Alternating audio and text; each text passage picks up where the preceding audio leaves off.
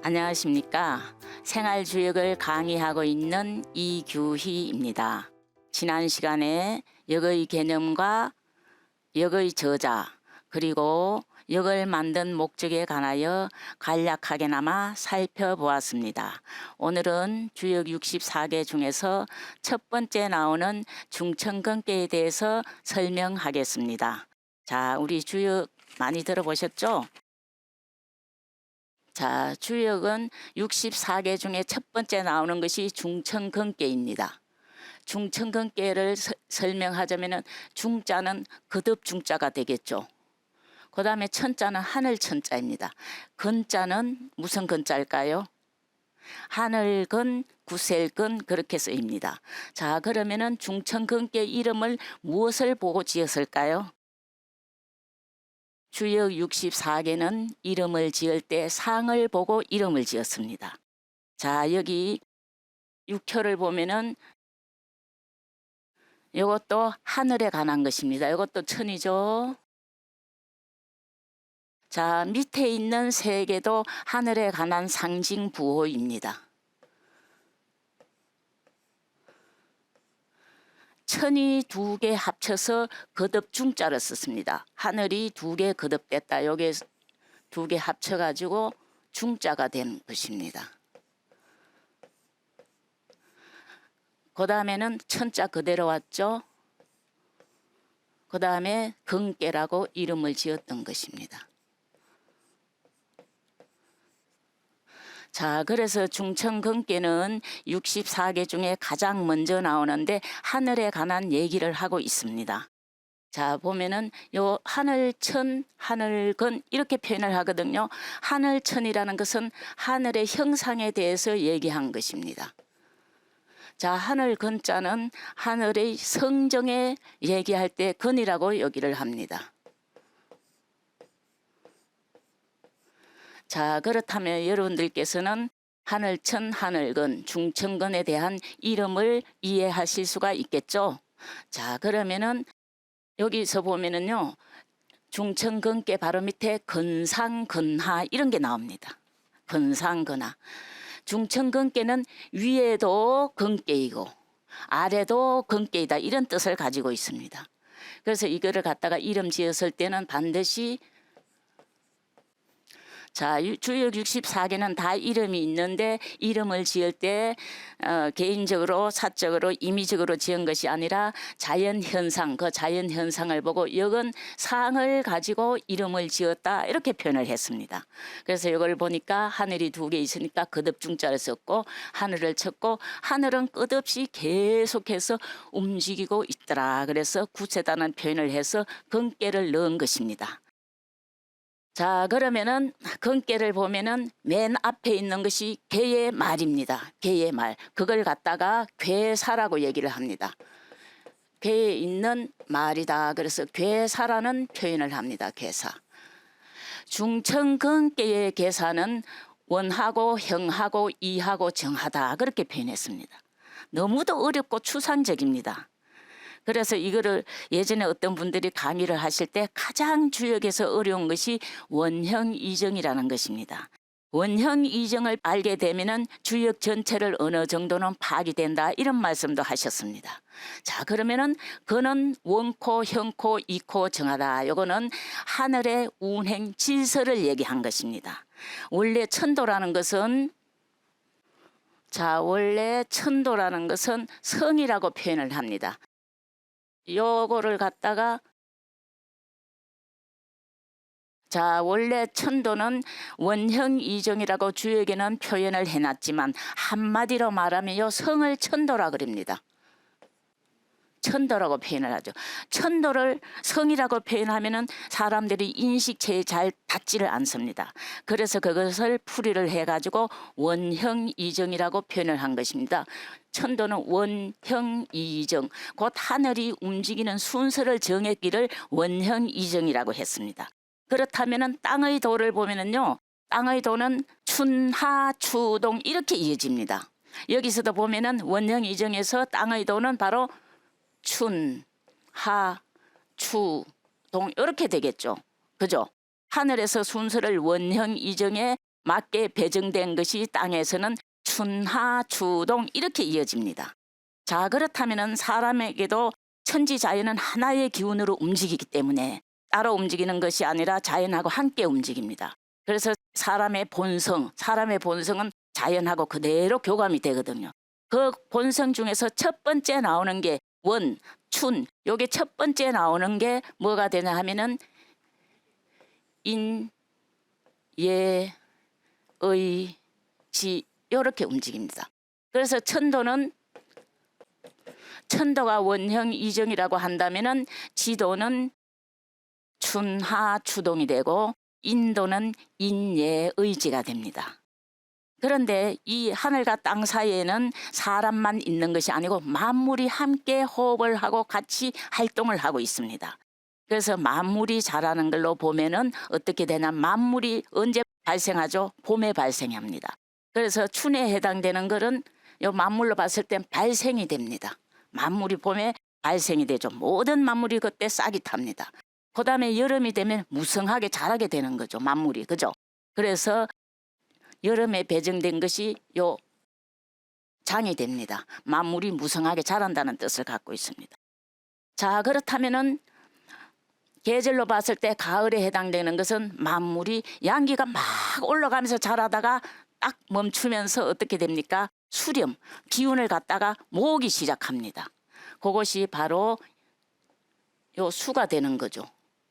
자, 양기를 모은 것이 뭐가 됩니까? 양기를 모으는 것은 계절에는 가을이 되는데 어떤 게 돼요? 열매를 맺게 되는 거죠. 열매 맺는 것이 가을의 역할입니다.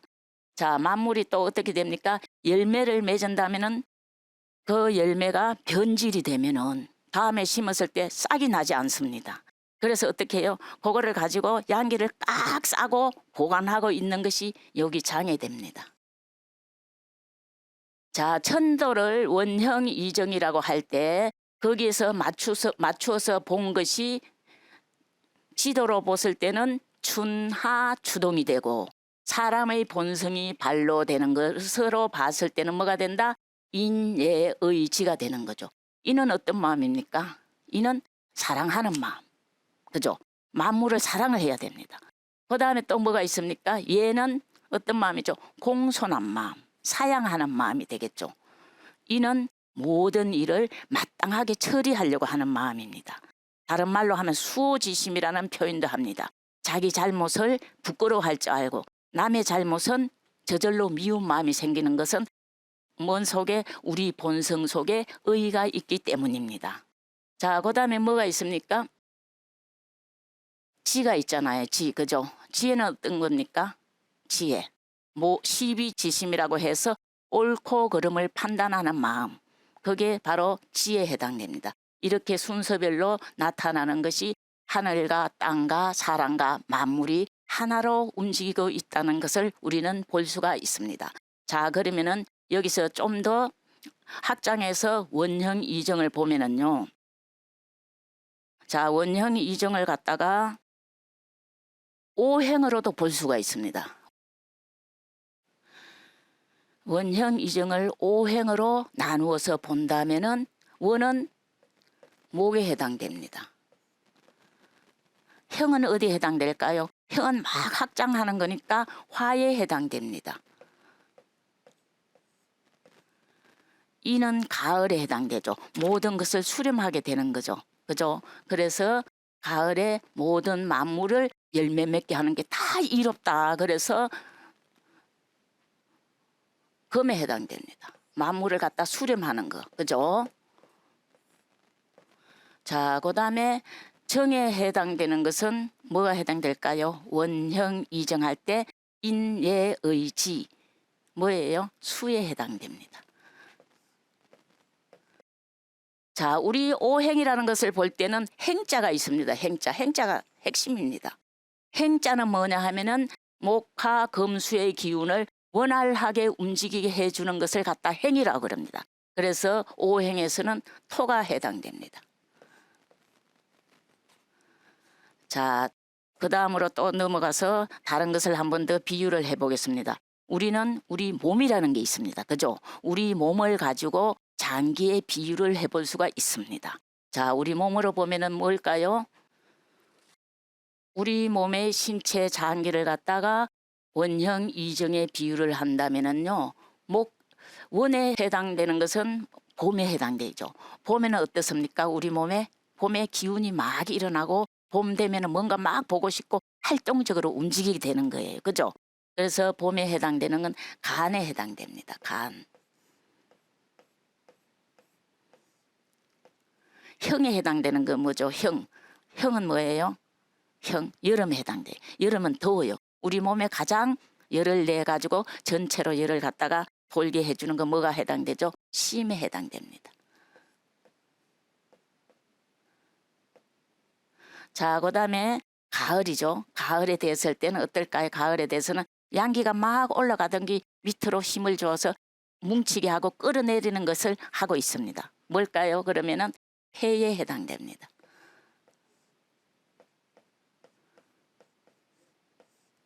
자, 하나가 남았죠. 그죠? 원형 이정 할 때 요 정에 해당되는 거예요. 그죠? 정에 해당되는 건 뭘까요? 우리 물을 갖다가 지혜라고 가끔 표현을 합니다. 그죠? 물은 어디에 해당되나 하면은 신장, 우리 몸에서 우리 몸에는 70%의 물이 있습니다. 그 70%의 물을 주관하는 것이 콩팥입니다. 그걸 갖다가 신장이라고 얘기를 하죠. 자, 이 우리 몸의 간, 심, 폐, 신을 갖다가 원활하게 활동을 하게 할 수 있는 것은 뭘까요? 우리가 음식을 먹었을 때 다 받아들여 가지고 소화시킬 수 있는 비장이 있기 때문입니다.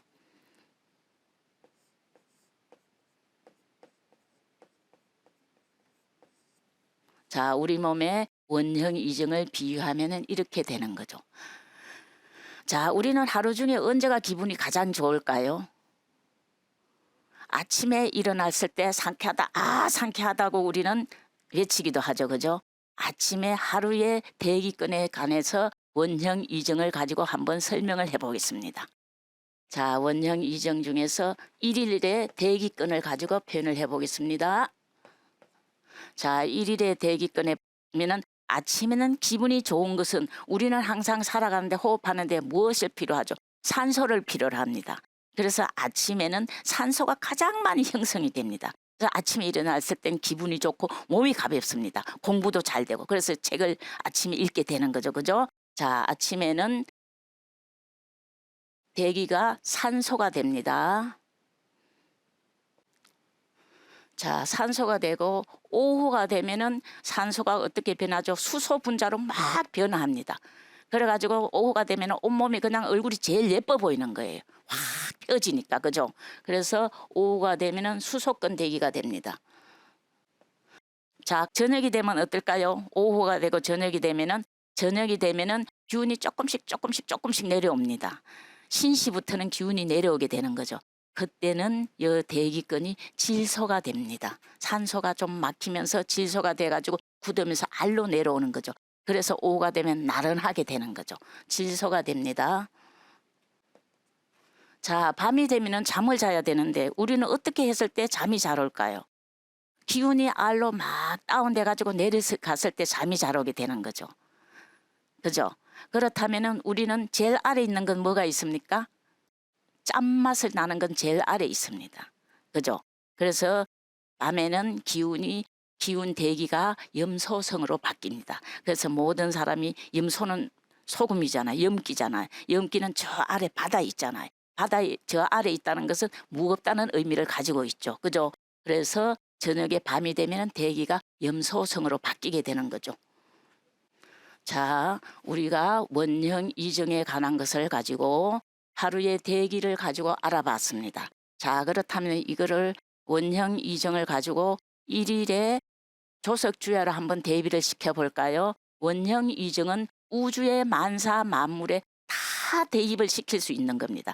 그래서 주역 중에서도 근계의 원형 이정을 알게 되면은 전체를 거의 다 안다고 볼 수가 있죠. 자, 이거를 가지고 우리가 원형 이정을 가지고 하루를 가지고 본다면은 원은 어디에 해당될까요? 원은 아침에 해당됩니다. 자, 그렇다면은 아침에는 산소가 많아서 기분이 좋게 되는 거죠. 자, 정심에는 뭐에 해당될까요? 주, 낮주자가 되겠죠. 낮주자. 주, 낮에는 수소근의 대기가 돼가지고 몸이 다 이렇게 펼칠 대로 펼치고 우리 세포 모공이 다 열리는 상태가 됩니다. 그래가지고 굉장히 이렇게 꽃도 낮에 보면 확 펼치게 되는 거죠. 그죠? 자, 그 다음에는 하루 중에서 저녁 때가 되면은 저녁석이 되겠죠. 저녁이 되면은 질서가 돼가지고 기운이 차츰차츰 내려와가지고 우리는 약간의 나른함과 무게를 느끼게 됩니다. 그거는 이제 밤이 다가오니까 잠을 자라, 잠을 자는 준비를 하라 그런 의미를 가지고 있습니다. 그 다음에 염소가 많을 때는 밤에 해당됩니다. 자, 이렇게 해서 주역의 근계의 원형 이정을 가지고 천도와 지도와 인도와 만물에 생장하는 발전 순서와 오행과 신체 여러 가지를 가지고 대입을 해보았습니다. 자, 그렇다면은 우리가 항상 쓰는 게 뭐예요? 제일 우리 몸에서 많이 쓰는 게 5손가락이 있지 않습니까? 이 5손가락을 가지고 원형 이정에 또 대입을 한번 해볼까요? 자, 5오자 손가락 지자입니다. 5손가락을 가지고 원형 이정을 가지고 대입을 해보겠습니다. 우주에 있는 만사 만물은 모두 원형 이정에 대입을 해가지고 설명이 가능한 겁니다. 왜? 모든 우주의 만물은 하늘과 땅 사이에 다 있기 때문에 가능합니다. 땅도 사실은 하늘에 있습니다. 그죠? 지구가 하늘 우주 공간 안에 있지 않습니까? 그래서 모든 만물을 갖다가 다 대입시킬 수 있는 것이 원형 이정입니다. 그래서 원형 이정이 가장 어려운 게 되겠죠. 자, 오지를 보면 어떻게 될까요? 원에 관한 거, 원, 그죠? 원은 봄이잖아요. 봄에 관한 거는요, 약지예요, 약지. 약지가 되겠죠. 이 손가락 중에서 이것이 가장 깨끗한 거예요. 왜냐하면은 이거는 쓰일 때 문지가 묻지 않고 이렇게 잡아도 되고 먼지가 안 묻고 이렇게 해도 안 묻고 이렇게 해도 안 쓰죠. 이것은 가장 깨끗하기 때문에 우리가 약을 먹을 때 약을 맛본 데서 약지라고 이름을 지었습니다. 자, 여름에 해당되는 손가락은 어떤 걸까요? 여름이 되면은 만물이 무성하게 자라죠. 자, 5손가락 중에서 가장 긴 것이 여름에 해당됩니다. 그러면 어떤 걸까요? 가운데 있는 장지가 되겠죠. 그죠? 자, 가을에 해당되는 것 어때요? 가을에는 모든 것이 알곡이 다 제때에 맞게 연걸었어요. 그래서 우리가 손가락을 봤을 땐 간이 맞은지 알맞은지 알맞지 않은지 간을 보는 거 검지라 그래. 검지, 검사하는 거예요. 고추장 된장 담아가지고 검사하는 거예요. 반찬을 담아서 검사하는 거예요. 그래서 검지에 해당됩니다. 검지에 해당되죠. 자, 이 손가락을 4개를 마음대로 쓸 수 있게 하는 것은 뭘까요? 이 엄지가 있습니다. 엄지가 있으면 잡지도 못합니다. 이거 아무것도 쓸모가 거의 없습니다. 그래서 이걸 갖다가 엄지 또는 무지, 사람에 비유하면 가정에 비유하면 어머니가 되겠죠. 이걸 갖다가 무지라고 얘기를 합니다. 자, 여러 가지가 얼마든지 많은 것을 응용을 할 수 있지만 그리고 그거를 다 할 수는 없고 여기서는 중요한 것을 한두 가지를 더 예를 들어 보겠습니다. 자, 우리가 음식을 먹을 때 어떤 오미가 있지 않습니까? 오미는 그냥 넘어가서는 안 됩니다. 오미는 우리 몸에서 어떤 역할을 하고 어떤 기운을 북돋아 주는지 알아야 되기 때문에 오미에 대해서는 한번 다시 보겠습니다. 자, 원에 해당되는 거는 봄이고 간이거든요. 그래서 맛은 신맛에 해당됩니다. 신맛. 자, 여름에 해당되는 것은 만물이 무성하게 자랐으니까 쓴맛이 조금씩 생깁니다. 그래서 쓴맛에 해당되는 거죠.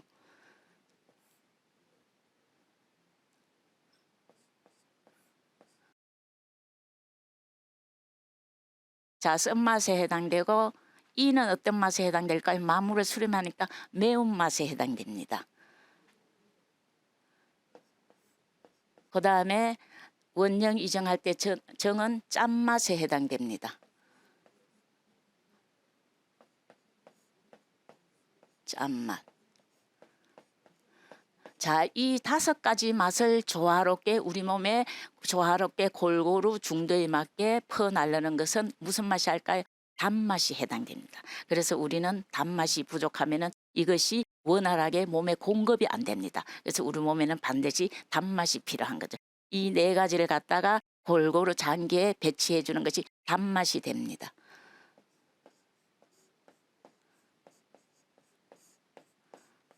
자, 원형 이정은 이것으로 마치고 다음 시간에 이어서 하겠습니다. 감사합니다.